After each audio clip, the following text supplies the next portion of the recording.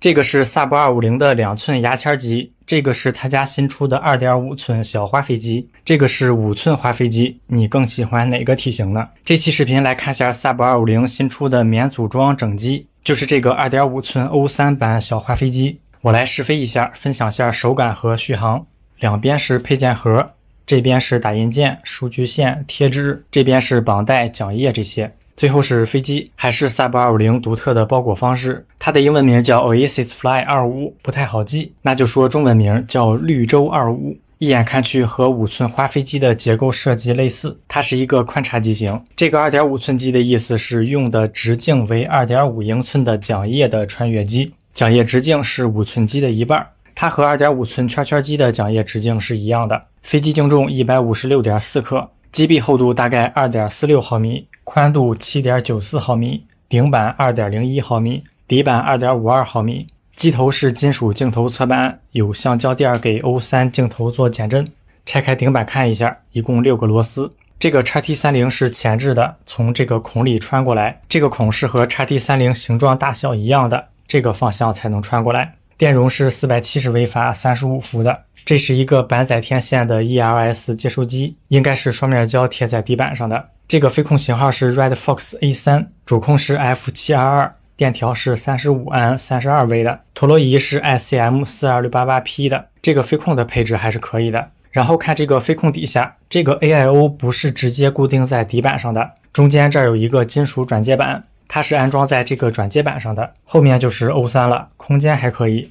看底部是有 20×20 孔位的，然后这个是相机支架，可以装到机头，这个是前置天线支架，也可以充当机头保护件。这里要注意，这个飞控没有 USB 口，飞控上的白色插口就是 USB 数据口，必须要用这个转接线连接。如果出去飞忘了带这个转接线，还没法调参了。这些是备用的减震垫，还有铝柱、螺丝扳手。看下它的贴纸，是萨博250几个典型的飞机，还有 logo。这个电机用的是和倒立 Fly 25一样的1404 4500 kV 的 4S 版本，细轴电机，需要用螺丝固定讲页。再来称下起飞重量，搭配萨博250自己的720毫安时 4S 高压力电池 242.1 克。搭配博士850毫安时 4S 电池 265.4 克，搭配博士950毫安时 4S 电池 271.5 克，搭配高能650毫安时 4S 高压电池 244.9 克，搭配欧派650毫安时 4S 255.4 克。来看下出厂默认的 PID 和滤波，我一会儿就用这个默认的去飞，看看出厂给调教的怎么样。好了，下面来首飞感受一下这个飞机，并且测试一下续航。它搭配自家的720毫安时看起来很和谐，大小和重量我感觉刚好。搭配850毫安时的就要换更长的绑带才行了，而且看起来比较大。搭配博士950毫安时的感觉也挺和谐，但是实际它比850毫安时的还要重一些。首先是自家的720毫安时电池，先听声音。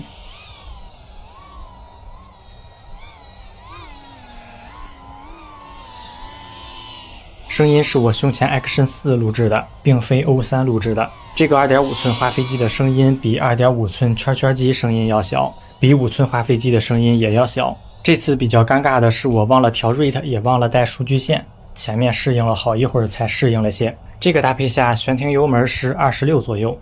大画面是 O3 开启机内增稳录制的，方便大家观察增稳效果。小画面是 JR 眼镜录制的，方便大家观察吸桨和抖动的问题。这个飞机可以看到是录不到讲页的。OSD 的位置我调的有点问题，不过问题不大。续航时间可以用眼镜的录制时间计算出来。首先说这个飞机的手感，小花飞机算是圈圈机的一个进阶练习机型。如果你是从圈机进阶到这个飞机的话，最明显的感受就是比圈圈机要快很多，灵活很多，更考验新人对飞机的操控力和飞行技术。但是它相比5寸机来说，速度动力方面就弱些了，但是会比5寸机贼一点，这就是我个人飞下来的一个感受。再说续航，整个飞行过程中有平稳慢飞，也有一些简单的滑飞动作。飞了几个电下来，续航结果大概是这样，都是飞到担心 3.6 到 3.65 伏左右降落。用720毫安时电池手感会轻盈一点，续航在4分钟左右。用850毫安时和950毫安时电池手感会比较重，